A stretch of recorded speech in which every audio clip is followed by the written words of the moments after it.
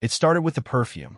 I walked into the kitchen one night after work, tossing my keys onto the counter, and there she was, Lauren, my wife of 25 years, humming some tune I didn't recognize.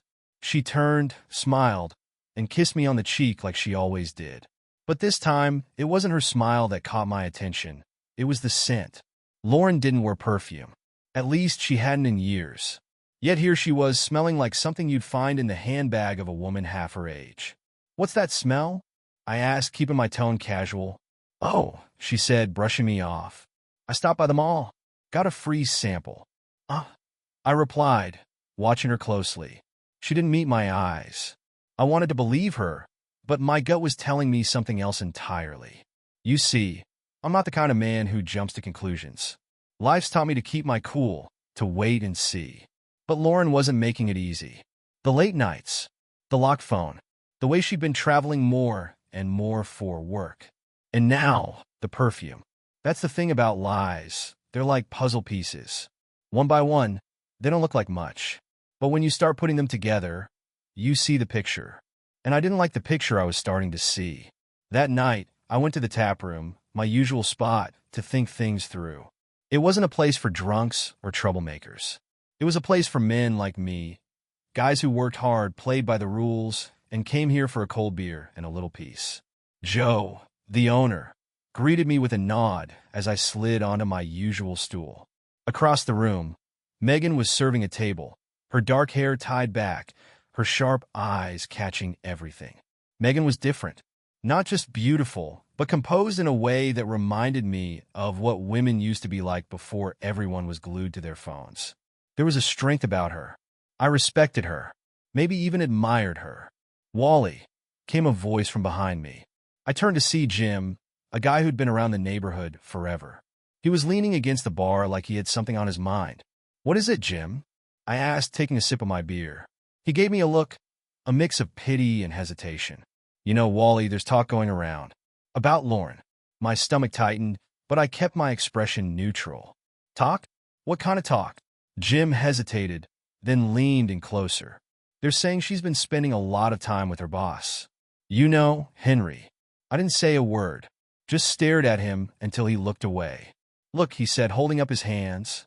"I just thought you should know." "You thought I should know?" I repeated slowly, my voice low and steady. "Jim, if you're going to say something like that to a man, you better be damn sure you're right." "Are you sure?" He shifted uncomfortably. "I mean, that's just what people are saying." "People?" I interrupted, my voice rising. "What people, Jim? Names. Who's saying it?" He stammered, unable to give me an answer. I downed the rest of my beer in one gulp and stood up. "Here's some advice, Jim," I said, leaning close. "Next time you bring gossip to me, make sure it's more than just talk. Because if it's not, I'll let the sentence hang in the air." Jim backed off, muttering something about just trying to help. I threw a few bills on the counter and left. When I got home, Lauren was waiting for me, smiling like nothing was wrong. She'd made dinner, her signature chicken parm, the one she always cooked when she wanted to butter me up. "Hey, honey," she said, walking over to kiss me. I let her kiss my cheek, but didn't return it. "How was work?" "Oh, you know, same old," she replied, heading back to the kitchen. I sat down at the table and watched her. She was humming again. That same damn tune. "Busy day?" I asked, keeping my tone light. "Always," she said with a laugh. "But it's all worth it." "Worth it," I repeated under my breath. The thing about lies is that they don't just sit there. They grow. They multiply. And sooner or later, they collapse under their own weight.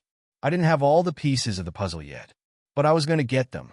And when I did, Lauren and her boss were going to wish they'd been smarter. A man knows when something's off. It's not always big or obvious. Sometimes it's the way a person avoids your eyes, or how their answers don't quite fit the question. That's what I'd been noticing with Lauren. For starters, her phone. Lauren wasn't one of those people glued to her screen, at least not before. But lately, she couldn't seem to let go of the thing. It was always face down on the counter, her fingers flying across it in whispers of laughter or a sly smile. When I asked what was so funny, she just waved me off with, "Oh, it's work stuff." Work stuff? No one laughs that much at work stuff. Then there were her trips. She'd always been career-focused, but the sudden uptick in overnight stays felt wrong. Another contract negotiation, she'd say, brushing past me with her suitcase, promising she'd call when she got to the hotel. But the calls were short, rushed, and filled with excuses about how busy she was. One morning, I found her overnight bag sitting by the front door. A receipt had slipped out of a side pocket. It was for a high-end restaurant, the kind of place we never went to because it was too expensive. And it was dated during her last trip. Dinner for two. I picked up the receipt, staring at the total. 2 entrees. A bottle of wine. Dessert. I ran my thumb over the crisp paper, anger simmering just under the surface. That was the first real crack in her story. The next day, I decided it was time to push back. "Hey, Lauren," I said, watching her pack for her next work trip. "You sure you're not working too hard? These trips are starting to pile up." She paused, glancing over her shoulder. "It's just a busy season. You know how it is." I leaned against the doorway, arms crossed. "Yeah, but every other week? Seems excessive." She smiled, tight, rehearsed. "It's all for us, Stephen. You'll see. For us." The words hung in the air like smoke. I let it drop, but I wasn't done. Not by a long shot. That Friday, Lauren left for Atlanta. "I'll call when I get there," she said, kissing me goodbye. I nodded, but didn't say a word. The moment she was out the door, I grabbed my keys and left for the airport. If she thought she could fool me, she had another thing coming. I arrived in Atlanta late that afternoon, heading straight to the hotel Lauren had mentioned during one of her rush calls. The Whitmore, she'd said. It was a sleek, upscale place downtown, the kind of place I hadn't seen her stay in before. At the front desk, I flashed my ID. "My wife, Lauren Hayes, checked in earlier," I said. "What room is she in?" The clerk hesitated, but after seeing my license, she nodded. "Room 1405. My jaw tightened. She'd said she was staying on the 12th floor. "Thanks," I said, stepping aside to think. If she was lying about her room, what else was she lying about? I spotted a lobby bar across the way and took a seat where I could see the elevators. I ordered a drink, but barely touched it, my eyes fixed on every ding of the elevator doors. Then, at 6:47 p.m., there she was. Lauren stepped out arm in arm with a man I didn't recognize at first. He was tall, with slick back hair and an expensive suit. It hit me like a punch to the gut. "Henry." They were laughing, her hand brushing his chest as they made their way to the bar. I gritted my teeth, my fists clenching under the table. Every instinct screamed at me to march over there and lay him out flat. But no, not yet. Instead, I followed them. They took a corner booth, ordering drinks and leaning close as if the rest of the world didn't exist.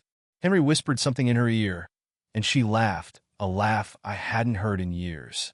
I sat at a table across the room, keeping my head low, watching every move they made. 2 drinks turned into 3. They weren't hiding anything. Not the way they leaned into each other. Not the way her hand rested on his knee. I snapped a photo with my phone, the camera flash turned off. Evidence. At one point, they stood up, heading for the elevators. I waited a beat, then followed at a distance. They stepped inside, still holding hands, and I watched as the numbers climbed past the 12th floor. 14th, 15th, 16th. I let out a slow breath, my anger boiling over. This wasn't just dinner. This wasn't just work. I'd seen enough. I flew home the next morning, my head spinning with what I'd witnessed. As much as I hated what Lauren had done, I hated myself more for not seeing it sooner. But this wasn't over. Not by a long shot. When I got home from Atlanta, I didn't bother pretending everything was normal. Lauren wasn't due back until Sunday, and that gave me 2 days to dig deeper. I wasn't about to sit around waiting for her lies to pile up even higher. I started in the closet. Lauren had always been particular about her things, keeping her suitcase packed and ready for her next trip. I unzipped it, careful to leave everything just as I found it. Tucked inside a side pocket, I found what I was looking for, a small envelope with a hotel logo on the front. I slid the contents onto the bed. 2 room keys, both for the Whitmore. One of them had 14th floor private suite written on the sleeve in Henry's handwriting. My jaw tightened. The Whitmore. The same hotel where I'd seen them together. I clenched my fists, fighting the urge to rip the keys apart. This wasn't just suspicion anymore. It was proof. The next stop was her desk. Lauren thought she was clever, but she'd never been the most careful person when it came to passwords. I knew she kept a file for important papers in the bottom drawer. It didn't take long to find what I was looking for. Bank statements. 2 accounts, one of which I'd never seen before. The withdrawals were staggering. Dinners, jewelry stores, luxury hotels. All under her name. All recent. So this was how she was financing their little escapades. On Saturday night, I went to the tap room, my head spinning with everything I'd found. I needed to clear my thoughts. But the moment I walked in, it was like fate had other plans. Megan was tending the bar, her sharp eyes catching me as I sat down. "Rough day?" she asked, sliding a beer my way. "You have no idea," I muttered, taking a sip. Before I could say more, someone slid onto the stool beside me. It was Jim again, and the look on his face told me he wasn't here for small talk. "Wally," he started, leaning in like we were old war buddies. "Jim," I said, my tone flat.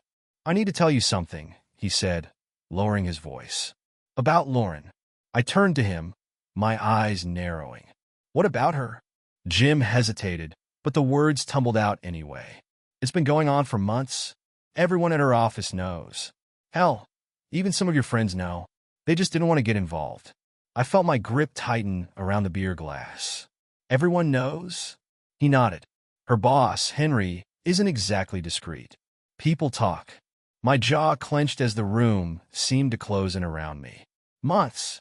People knew for months, and not one of them had the guts to say a damn thing. "Why are you telling me this now, Jim?" I asked, my voice low and steady. Jim shifted in his seat, looking uncomfortable. "Because I think you deserve to know. And honestly, I'm tired of pretending I don't."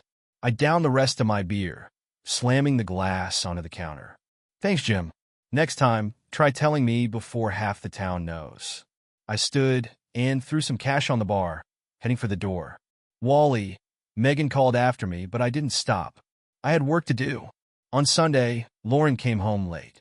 She walked through the door with her usual smile, carrying a suitcase that might as well have been packed with lies. "Hey, honey," she said, setting her bag down. "Miss me?" I leaned against the kitchen counter, arms crossed. "How was Atlanta?" She froze for half a second, just long enough for me to notice. "Busy. Productive. You know how it is." "Sure," I said, letting the silence hang between us. Her smile faltered. "What's wrong?" "Nothing," I said, my voice steady. "Just wondering why you were on the 14th floor when you told me you were staying on the 12th. Lauren's face went pale. "What are you talking about?" I stepped closer, my eyes locked on hers. "The 14th floor, Lauren. Pivot Street. Sound familiar?" She opened her mouth to speak, but no words came out. Instead, she turned and headed for the bedroom, slamming the door behind her. That night, I didn't sleep. I sat in the living room, replaying everything over and over in my head. The receipts, the bank statements, the room keys. The look she gave him. This wasn't just infidelity. It was a betrayal of everything we'd built together. By Monday morning, I'd made my decision. I picked up my phone and dialed a number I'd never thought I'd need. "Mrs. Simmons?" I said when she answered. "We need to talk. It's about your husband and my wife." Lauren was in the kitchen when I walked in after work, humming to herself as if nothing had happened. The sound made my blood boil. For a moment, I just stood there, watching her. She looked so calm, so sure that her little game was still a secret. It made me sick. I cleared my throat, and she turned, smiling. "Hey, honey, dinner's almost ready." I didn't answer. Instead, I pulled a chair from the dining table and sat down, dropping a manila envelope onto the surface. Her smile faltered. "What's that?" "Sit down," I said, my voice cold. She hesitated, but eventually took a seat across from me. Her hands fidgeted in her lap as she glanced at the envelope. "You know what this is?" I asked, tapping the envelope with my finger. She shook her head, her eyes wide. "I don't." "Don't lie to me," I snapped, cutting her off. "Not now." Her mouth opened, then closed. She looked down at her lap, silent. I slid the envelope toward her. "Go ahead. Open it." She hesitated, her hands trembling as she reached for it. Slowly, she pulled out the contents, Photos, receipts, printouts of text messages. Her face went pale. "You lied to me," I said, my voice steady but sharp. "You lied about everything. The late nights, the trips, the work dinners. You've been cheating on me with your boss for months." Lauren's lips moved, but no sound came out. Finally, she managed, "Stephen, it's not what it looks like." I let out a bitter laugh. "Not what it looks like. What does it look like, Lauren?" Because to me, it looks like my wife's been screwing her boss in a private suite while telling me she's too busy to come home. It was just one time," she stammered, her voice shaking. "I swear, it didn't mean anything." "Don't insult me," I said, leaning forward. "One time doesn't explain the dozens of receipts, the room keys, or the photos I took of you and Henry together in Atlanta." Her eyes widened. "You followed me?" "Damn right I did," I said, slamming my hand on the table. "Because I knew something was wrong. And now I know just how wrong it was." She started crying, tears streaming down her face as she buried her head in her hands. "I didn't mean for it to happen," she sobbed. It just happened. I was stressed, and he was there." "Save it," I said, cutting her off. "I don't care why you did it. I care that you betrayed me. You lied to my face, over and over again, and you thought I'd never figure it out." Her sobs grew louder, but I didn't let up. "You know what the worst part is?" I said, my voice like ice. "Everyone knew. Your coworkers, your friends, hell, even some of mine. They all knew, and none of them had the guts to tell me. Do you have any idea how humiliating that is?" "I'm sorry," she choked out, her voice muffled by her hands. "I'm so sorry." "Sorry," I said, leaning back in my chair. "You're sorry now because you got caught. If I hadn't followed you, you'd still be lying to me. Isn't that right?" She didn't answer. I stood, walking to the other side of the table and leaning down until I was inches from her face. "Look at me."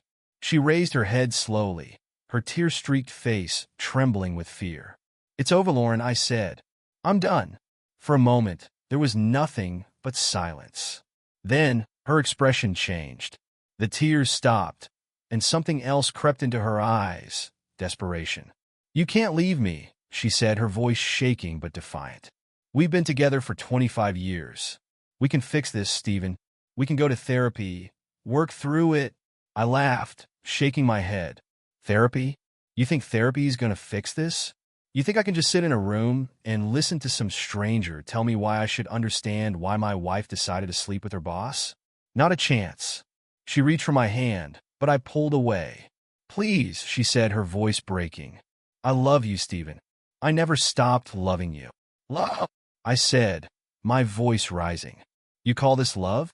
You cheated on me, lied to me, made me look like a damn fool, and now you want to talk about love?" Her lip quivered, but she didn't respond. I straightened, crossing my arms. "Here's what's going to happen," I said, my tone firm.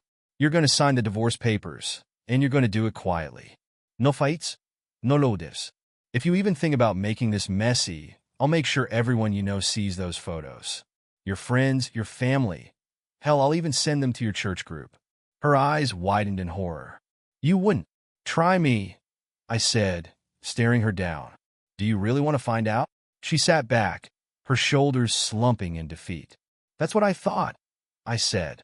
"You have 1 week to pack your things and get out. After that, I don't want to see you again." "But where will I go?" she whispered. "That's not my problem," I said coldly. I left her sitting at the table, the photos still spread out in front of her, and went to the bedroom. Closing the door behind me, I let out a long, steady breath. It was done. She knew the truth, and she knew I wasn't playing games. But this wasn't just about Lauren anymore. There was still one person who hadn't faced the consequences yet. Henry. And he was next. I didn't waste time after Lauren left for another one of her business trips. If she thought she could keep spinning lies while carrying on with Henry, she was about to learn the hard way what happens when you betray someone who pays attention. The moment the door shut behind her, I made the call. "This is Catherine Simmons," said a crisp voice on the other end of the line. "Mrs. Simmons, this is Stephen Hayes. We've never met, but I have some information about your husband that I think you'll want to hear." There was a pause, long enough to tell me she wasn't a stranger to bad news. "Go on." "It's about Henry and my wife, Lauren," I said, keeping my tone steady. They've been having an affair. Do you have proof? She asked, her voice sharp now. I do, I said. Photos, receipts, and more. I think you'll find it compelling. Another pause. Then, can you meet me tomorrow? Let's discuss this in person. Catherine chose a sleek cafe downtown, the kind of place I wouldn't normally set foot in.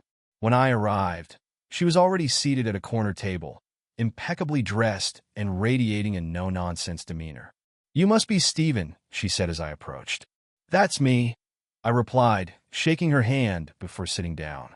Let's see what you've got, she said, her tone leaving no room for pleasantries. I slid the manila envelope across the table. She opened it, flipping through the contents with clinical precision. Photos of Lauren and Henry together, copies of their texts, receipts from dinners and hotels. It was all there. When she finished, she placed the papers back into the envelope and leaned back in her chair, her expression unreadable. I suspected something was going on, she said finally, but I didn't realize it was this blatant. Now you know, I said. She studied me for a moment, then asked, What do you want, Stephen? Justice, I replied. For both of us. Her lips curved into a small, cold smile. Then you've come to the right person. Over the next hour, Catherine and I outlined our plan. As the CEO of Fitzpatrick Corporation, she had more than enough leverage to destroy Henry's career. And as someone who'd been blindsided by betrayal, she had all the motivation she needed. Henry's been misusing company funds, she explained, sliding a stack of documents across the table. Apartments, first-class flights, extravagant dinners, it's all been billed to the company. That alone is enough to ruin him. What about Lauren? I asked. Catherine's smile turned almost predatory. Oh, I have plans for her too. But I need to know. What do you want? I'm divorcing her, I said without hesitation. And I'm making sure she doesn't walk away with anything more than she deserves. Good, Catherine said, nodding. But if we're going to do this, we need to be strategic. Timing is everything. We agreed to strike during Lauren and Henry's next trip, ensuring maximum impact. Catherine would take care of Henry's professional demise, while I focused on the personal fallout. In the days leading up to their trip, Catherine and I stayed in close contact. She provided additional evidence of Henry's wrongdoing, including surveillance footage of him and Lauren entering a private apartment he'd rented with company funds. They didn't even bother closing the curtains, Catherine said, her voice dripping with disdain as we reviewed the footage together. They think they're untouchable, I said. Let's remind them they're not. Lauren left on Thursday morning, kissing me goodbye as if nothing were wrong. I'll be back Saturday, she said, wheeling her suitcase to the door. Have a good trip, I replied, keeping my tone neutral. The moment she was gone, I called Catherine. They're on their way, I said. Perfect, she replied. It's time. That evening, a courier delivered manila envelopes to both Lauren and Henry at their hotel. Lauren opened hers first, her face going pale as she read the contents. Divorce papers, complete with a restraining order requiring her to stay 500 feet away from me, my home, and my workplace. Henry's reaction was even better. He tried to rip the envelope in half, but the thick stack of documents wouldn't budge. Frustrated, he threw it on the ground, cursing loudly. Catherine had made sure the delivery was captured on video. For posterity, she'd said with a smirk. But we weren't done yet. The next morning, Catherine held an emergency board meeting at Fitzpatrick Corporation, presenting the evidence of Henry's misconduct. He's been using company funds for personal expenses, she said, sliding a stack of documents across the table. Apartments, dinners, gifts for his mistress. It's all here. The board voted unanimously to remove Henry from his position, effective immediately. As he left the building, escorted by security, Catherine made sure every employee in the lobby witnessed his downfall. Lauren, meanwhile, returned home to find her key no longer worked. When she tried calling me, she was greeted with a cold, automated message. This number is no longer in service. By the end of the week, Lauren and Henry's lives were in shambles. Lauren was demoted to a menial position at Fitzpatrick Corporation, her salary slashed. Henry was left unemployed, his reputation in ruins. And as for me, for the first time in months, I felt like I was finally in control. By Monday morning, Lauren had hit rock bottom. though she didn't realize just how far she had left to fall. It started when she walked into the Fitzpatrick Corporation office. Every eye in the building was on her, the whispers practically audible. Catherine's carefully planted rumors had done their job. Lauren's affair with Henry wasn't just water cooler gossip. It was the scandal of the year. Her first humiliation came at the hands of HR. Lauren was called into a meeting with two representatives, who calmly informed her that her position as Henry's assistant was being eliminated.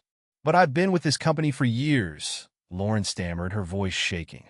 "We appreciate your service," one of the reps said. However, given the recent developments, Fitzpatrick Corporation has decided to pursue restructuring. The polite veneer did little to hide the real message. Catherine was purging the company of Henry's influence, and Lauren was collateral damage. Meanwhile, Henry was facing his own reckoning. Catherine had filed for divorce that morning, but that was just the beginning. She'd frozen their joint accounts and barred him from their home, effectively cutting him off from the comfortable life he'd grown accustomed to. The cherry on top? Catherine made sure the company board members were well aware of Henry's indiscretions. By the time he arrived at the office that day, he found himself locked out of his own building. Security guards escorted him to the HR department, where he was handed a termination letter and a stack of evidence detailing his misuse of company funds. "This is outrageous," Henry bellowed, his face red with fury. "I built this company." "You built it," one board member said calmly, "but you destroyed it with your behavior. Now you're out." That evening, I received a call from Catherine. "It's done," she said, her voice steady. "Henry's been terminated. Lauren's been demoted, but she won't last long. The entire office knows about the affair. She'll resign within a week." I leaned back in my chair, letting out a satisfied sigh. "Good. They deserve every bit of this." "They do," Catherine agreed. "But don't let this consume you, Stephen. You've already won." She was right, of course, but there was still one more thing I needed to do. Lauren showed up at my door the next evening, looking like she'd been through hell. Her hair was unkempt, her eyes red and puffy. She wore the same expensive coat she always used to flaunt, but now it hung loosely around her, as if even it had lost its shine. "Stephen," she said, her voice trembling, "I just want to talk." I didn't let her in. Instead, I stepped out onto the porch, closing the door behind me. "What do you want, Lauren?" I asked, crossing my arms. She hesitated, tears welling in her eyes. I need to explain." "Please, Stephen. I need you to understand." "Understand what?" I asked coldly. "That you lied to me for months? That you humiliated me in front of everyone we know? Trust me, Lauren, I understand perfectly." "It wasn't like that," she pleaded. "It wasn't about you. I was just—" "Save it," I snapped, cutting her off. "I don't want your excuses." She broke down, tears streaming down her face. "I'm sorry," she sobbed. "I'm so sorry. I made a mistake." "A mistake?" I repeated, my voice rising. "You don't accidentally end up in hotel rooms with your boss, Lauren. You made a choice. Over and over again." Her sobs grew louder, but I wasn't moved. "Look," I said, my tone hard, "I'm filing for divorce. You're signing the papers, and you're doing it quietly. No lawyers, no fights. If you so much as think about dragging this out, I'll make sure every photo, every receipt, every bit of evidence ends up in the hands of everyone you know. Your family, your friends, your church group. Hell, I'll send them to the local news if I have to." Her eyes widened in horror. "You wouldn't." "Try me," I said, stepping closer. "This is your one chance to walk away with a shred of dignity. Don't waste it." She stared at me for a long moment, then nodded, defeated. Over the next week, Lauren's life unraveled completely. She signed the divorce papers without a fight, but that was the least of her problems. Catherine followed through on her promise to eliminate Lauren's position at Fitzpatrick Corporation, leaving her unemployed. Rumors of the affair spread far beyond the office, tarnishing Lauren's reputation among friends and family. I didn't have to do anything to fuel the fire. Catherine's well-timed leaks to the right people did the job perfectly. Meanwhile, Henry's career was effectively over. No company would touch him after the scandal broke. Catherine's divorce lawyer ensured he left the marriage with barely enough to scrape by. I didn't celebrate immediately. The satisfaction didn't hit me until a week later when I stopped by the taproom. Megan greeted me with her usual smile. "Back so soon?" "I had to see how my favorite bartender was doing," I said, sliding onto a stool. She poured my drink, leaning across the counter. "So, how's the single life treating you?" "Better than I expected," I replied. "Well, here's to fresh starts," she said, raising her own glass. "To fresh starts," I echoed, clinking my glass against hers. As I sat there, watching the familiar crowd filter in and out, I realized something. For the first time in months, I felt free. The weight of Lauren's betrayal was gone, replaced by a quiet satisfaction. I'd taken back control of my life, and I wasn't looking back. It was 2 weeks after I'd slammed the door on Lauren for the last time. My divorce papers were filed, my accounts were untangled, and the locks on the house had been changed. Life felt quieter now, calmer. I didn't hear much from Lauren after our final confrontation. The few times I did, it was through half-hearted messages. "I'm sorry. Please, can we talk? I still love you." Each time, I deleted them without a second thought. As far as I was concerned, she was no longer part of my life. Henry, on the other hand, wasn't as quiet. Catherine had kept me informed, relishing in every new chapter of his downfall. "He's trying to contest the divorce," she told me over the phone one evening. "He actually thinks he deserves half of everything I built." I chuckled. "Let me guess. He doesn't have a leg to stand on." "Not even close," she said. "The lawyer's already torn him apart. The court's going to side with me."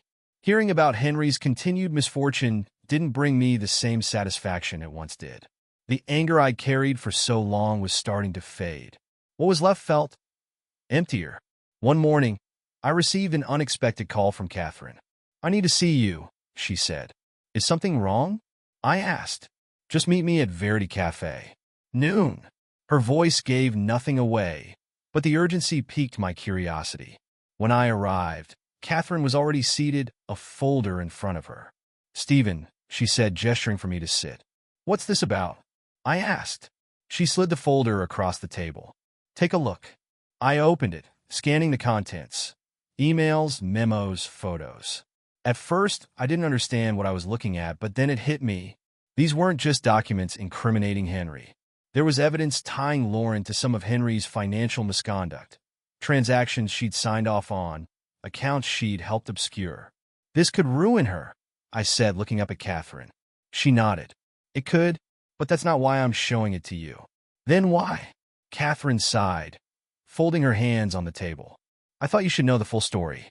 Lauren wasn't just sleeping with Henry. She was helping him cover his tracks. She's been complicit in his schemes for years." The weight of her words settled over me. Lauren's betrayal ran deeper than I'd thought. It wasn't just personal, it was criminal. "What are you going to do with this?" I asked. "That depends," she said. "What do you want me to do?" I sat back, staring at the folder. Part of me wanted to use it, to see Lauren face the full consequences of her actions. But another part of me, the part that was tired of this whole ordeal, wasn't so sure. That night, I sat alone in my new apartment, the folder resting on the coffee table. Catherine had left the decision in my hands, and it wasn't an easy one. Would exposing Lauren further really bring me closure? Or would it just drag me back into the mess I was trying to leave behind? I poured myself a drink, staring out the window at the city lights. Revenge had been satisfying, but it hadn't made the pain disappear. It hadn't brought me peace. Maybe it was time to let go. The next day, I called Catherine. "Keep the folder," I said. "Are you sure?" she asked. "Yes," I replied. "I've already taken back my life. That's enough for me." Catherine didn't argue. "If that's what you want." "It is," I said firmly. And for the first time, I felt like I meant it. In the weeks that followed, I focused on rebuilding. I started working out again, reconnected with old friends, and even went on a few dates. Lauren and Henry became distant memories, shadows of a life I'd left behind. One evening, as I sat on the porch of my apartment, a sense of calm washed over me. For the first time in a long time, I felt free. Revenge hadn't healed me, but it had given me the clarity to move forward.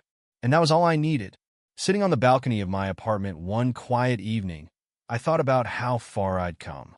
Lauren's betrayal had been a blow that nearly destroyed me. The lies, the deceit, the humiliation, It all left scars I knew would never fully fade.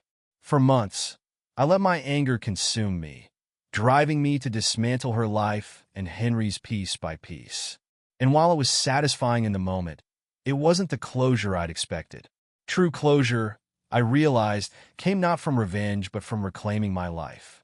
When I finally let go of the need to destroy Lauren further, I felt something I hadn't felt in years: peace. I was no longer weighed down by her actions or my desire to get even. I was free to move forward, to focus on what truly mattered: my own happiness. The journey wasn't easy, but it taught me something valuable.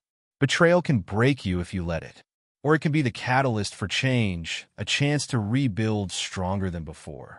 I chose the latter. Today, I'm happier than I've been in years. I've rebuilt my life on my terms, surrounded by people who truly care about me. The pain of the past still lingers, but it no longer defines me. To anyone facing betrayal, I'll say this: don't let it destroy you. Take the pain, the anger, the sadness, and channel it into something better. You're stronger than you think. And above all, never let anyone rob you of your worth.